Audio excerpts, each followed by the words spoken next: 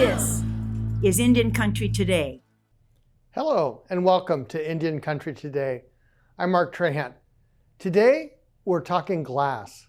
The art of glass and how this ancient process turned into its own art form and took the Indian art world by storm in the 1960s. The story of native glass artists includes stories of culture, imagery, tradition, and non-tradition. Lloyd Kiva Nui could be called the grandfather of native glass artists. He was at the forefront of the contemporary native art movement and came along at a time when Dale Chihuly was starting to make some noise in the art world. This fascinating history is outlined in a new book, Clearly Indigenous, Native Visions Reimagined in Glass by Letitia Chambers. It's published by the University of New Mexico Press and just released this month. Letitia Chambers joins us today to give us a glimpse into the history of glass art and Indigenous artists who are making this art form their own. Welcome, Letitia. Thank you. It's a pleasure to be here. Your book starts with history, so let's follow along with the chapters in your book. Give us a brief history of glass blowing. Well, glass blowing is an ancient art, but glass was primarily for years a functional process and was not considered art. And it was only in the 20th century that glass as an art form with individual artists making glass and working in teams to make glass art, that it really became a part of the art world as opposed to the world of functionality. And where did the story start for the art that you follow?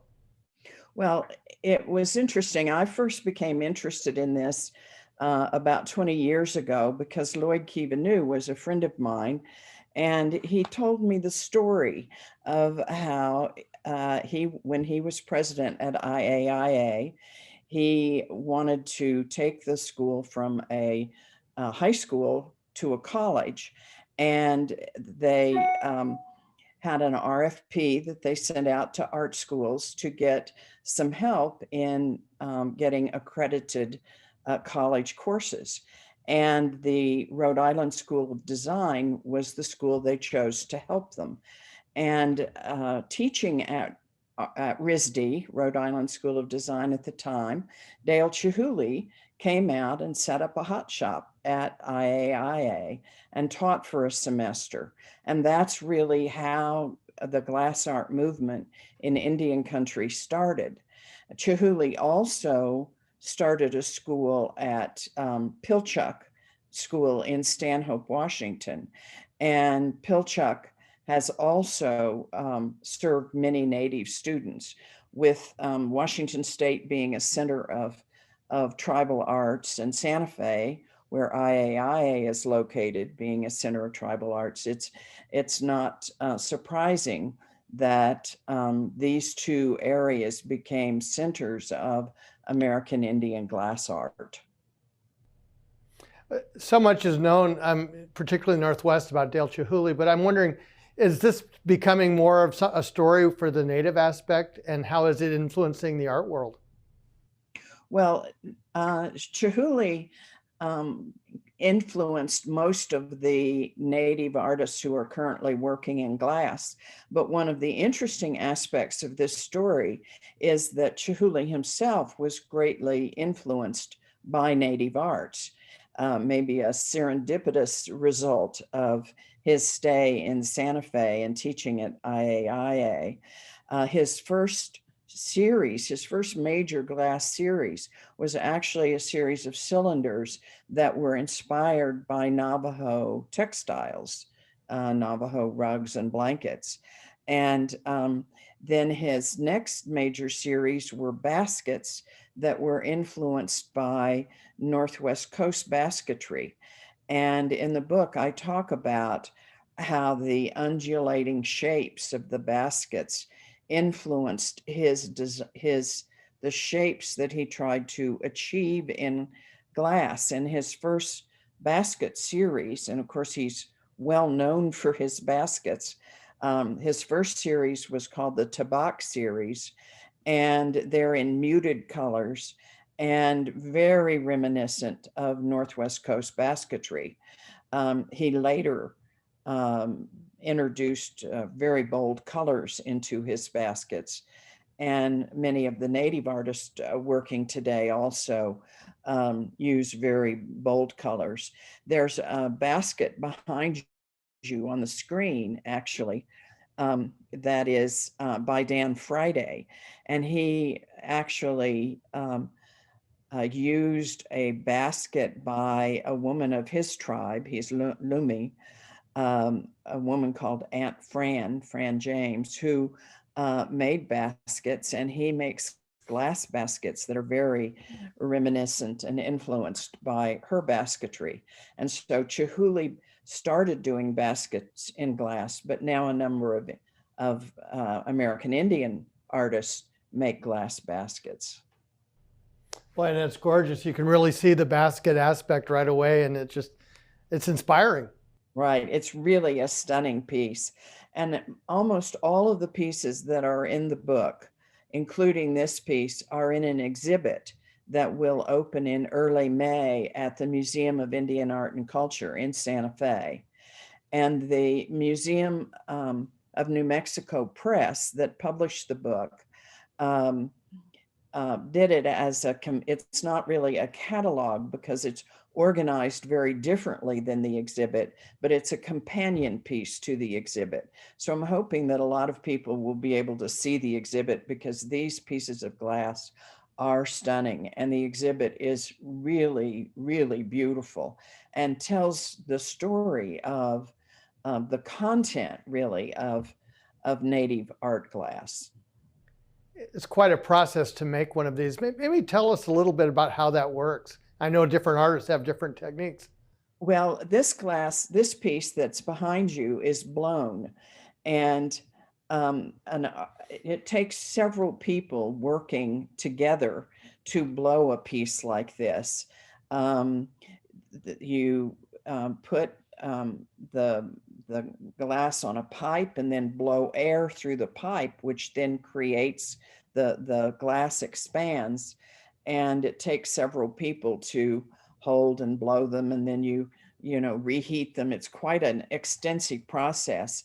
The exhibit will actually have a room where we have a film clip that will play that shows different ones of the artists blowing glass. The artist, it's very interesting in describing blowing glass. One artist described it as choreography, as if taking language from the dance world.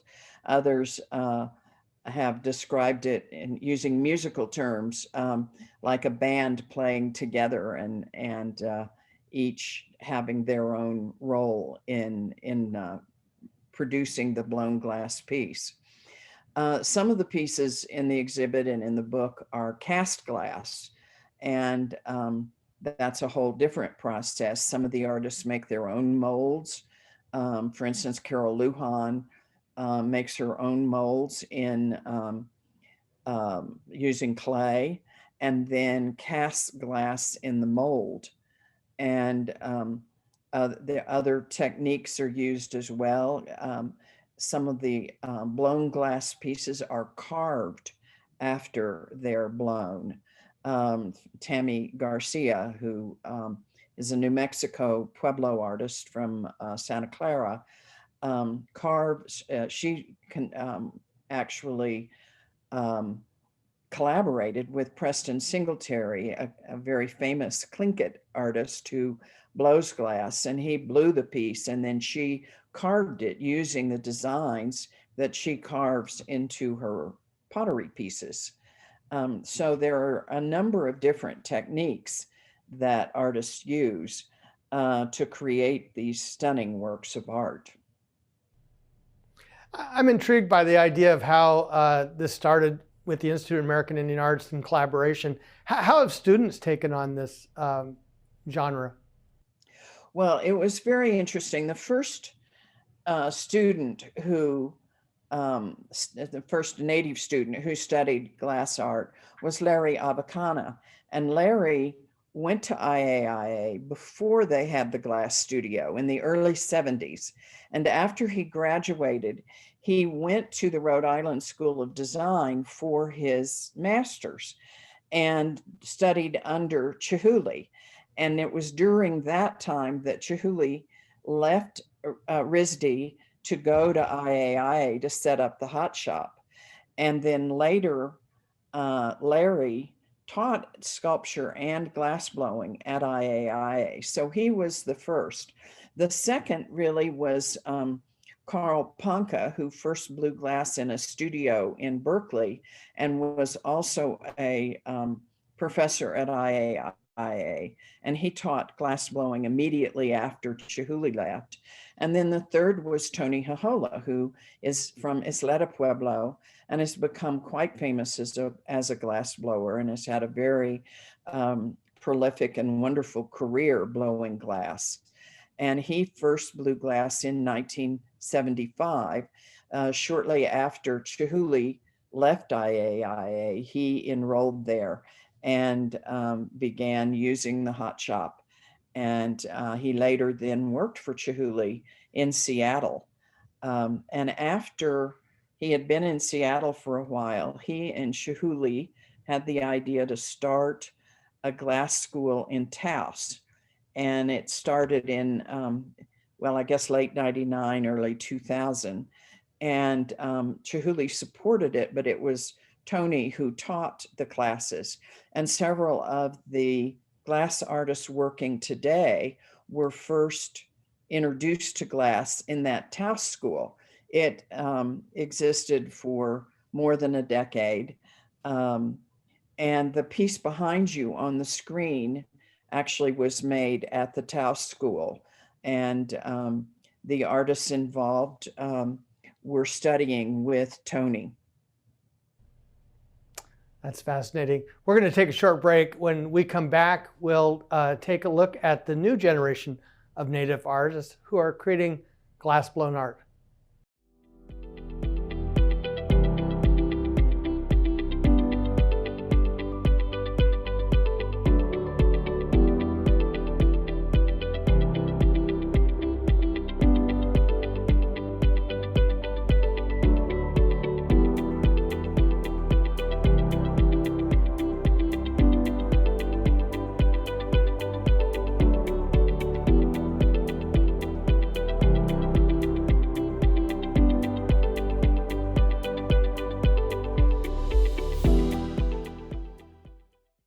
Welcome back. We're talking today with Letitia Chambers about her new book, Clearly Indigenous, Native Visions Reimagined in Glass. This art form is relatively new to Native American and Alaska Native artists. Still, they blended this art form with culture, history, and imagery. Welcome back, Letitia. Thank you. Let's look at this second generation of Native glass artists. It's chapter 2 in your book. Tell us about this piece and the artist who created it. Well, this piece actually was made in 1994 by Tony Hohola, whom we were just talking about. So it's appropriate to start with him because he has been working in glass from the very beginning of the Native glass arts movement to the present. And this piece is a wonderful pot that is reminiscent of the pots made by Pueblo artists. And as I said earlier, he is from Isleta. And there are several Native artists that are from the Southwest and are working with pottery designs that are a part of the Southwest Indian arts. Now, this piece that just came up is a very different piece. This is Angela Babby, and she has been working with glass more recently. She started as a painter, and then she developed this incredibly interesting technique. She takes different colors of glass and fuses them together to create her colors, and then she takes powdered glass and liquefies it and paints a design in glass on glass, and then it dries and then she fires it.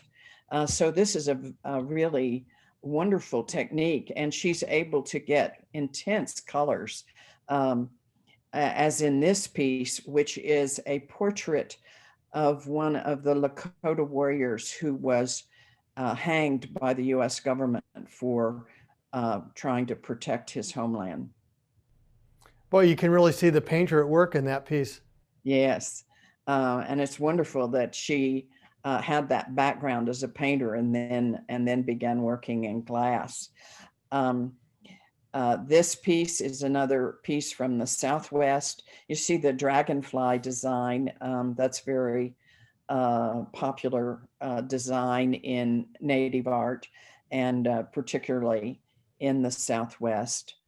And there are a number of pieces that show the dragonfly. The piece now on the screen is by Spooner Marcus, Robert Spooner. He's called Spooner by everybody, Marcus. And the color that he achieved with this piece is really dramatic. He is from Okayawingbe, and which is one of the northern New Mexico pueblos. And his design here is taking, his grandmother was a famous potter, and this takes designs and recreates them in glass. And this piece is actually on the cover of the book. That's stunning. Now, we talked about Larry Abacano earlier as being the very first. This is a more recent piece of his, and he did a series of cast glass platters that are in textile designs. And this was one of those in that textile series. This piece is by Carol Lujan, who I mentioned earlier. She created a mold for this piece, and then she cast the glass in the mold. She's a Navajo, and she's done several pieces that are reminiscent of Navajo textiles like her grandmother used to weave.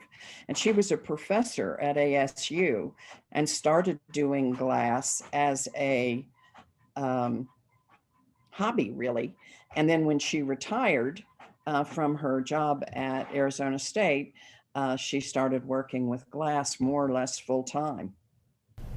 Very interesting. The piece behind you now is by Adrian Wall, and he's one of the younger glass artists. Adrian's well-known as a sculptor and began working with glass. He still sculpts with stone and clay and also works in glass. And he also has a band that's pretty well known in Indian country and beyond. And the piece behind you is called Chaco Sunset. And he made it as an homage to the astronomical knowledge that the residents of Chaco had in knowing the equinoxes and the lunar cycles. It's interesting how the artists will use different media to try to get across the story and the narrative. How does this work, and how do they come to a conclusion about mixing media or which media works, or how to use sculpture or even weaving? It is interesting, and weaving is very central to glass blowing in a way, because it taking the different strands of glass has the same effect in some ways as weaving. And the artists who have been sculptors tend to, if they're working with blown glass, tend to carve the glass, whereas some of the artists like Chihuly himself, who were weavers, will take the strands of glass and add different strands as they blow, that creates that effect of looking like a piece that's been woven. Another theme in your book that is interesting is the idea of collaboration. What is it about this medium that draws artists to join forces? Well, one thing that I think is interesting about it, and Tony Hahola pointed this out, and I quote him in a section of the book, that he feels like the collaboration in making glass art reminds him of the sense of community of people working together in collaboration in his native Pueblo, and that many things are done as a community effort.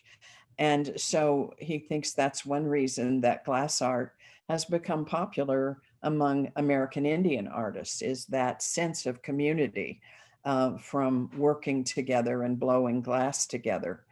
The collaboration is necessary to make larger pieces of blown glass. Um, and the collaborative process can happen in different ways. Sometimes one artist is a lead and they do the design, and other artists are essentially their assistants in creating the design. Other times, two artists come together and the resulting work is really a combination of the creative design of both.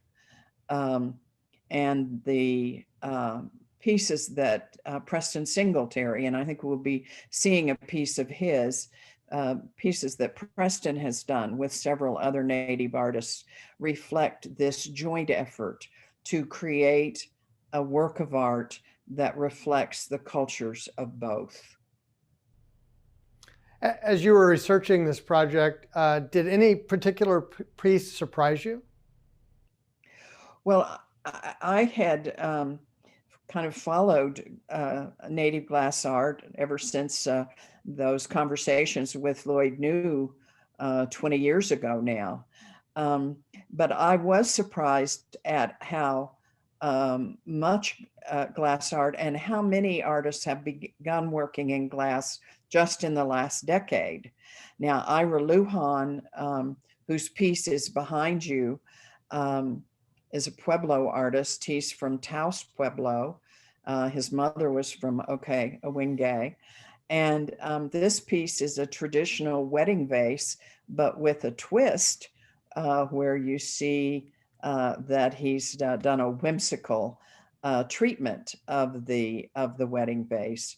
And I think I was not surprised to see how much the artists drew from their cultures, but it really became a through line for the entire project, in that these glass artists are, their work embodies the intellectual content of their native ways of knowing, of their native cultures, of the traditional arts, and they've carried those traditional arts into this very contemporary art form. Here's a piece by Preston Singletary.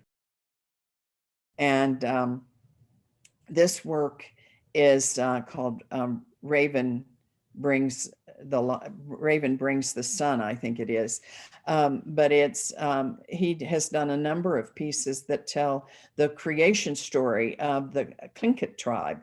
The Tlinkits are an Athabascan tribe from Alaska, and Preston has told that story with a number of his pieces. This one is a really beautiful piece that Raven stole the sun from a box and cast it to the sky and brought light to the world. And Preston, as I mentioned, has worked with a number of other artists, and he is become quite well known nationally and internationally, both for his individual works, such as this Raven behind you, and also for collaborating with other artists. This is a particular favorite of mine. It's a very small piece. It's by Ransom Lomatawama, who's from Hopi, and he actually made a number of spirit figures that he based on the designs of pictographs and petroglyphs at Horseshoe Canyon. And these are ancient works, and he has recreated these ancient figures in glass. In April, there's going to be a public exhibition at the Museum of Indian Arts and Culture in Santa Fe, and we'll have more information about that on our website. Thank you, Letitia Chambers, for joining us today. It's been a pleasure to be here, and I hope that many of your viewers will be able to attend the exhibit and also to see a copy of the book, because they're really stunning designs, stunning works of art. Thank you, and we'll put links on our website. And thank you for watching. I'm Mark Trahant.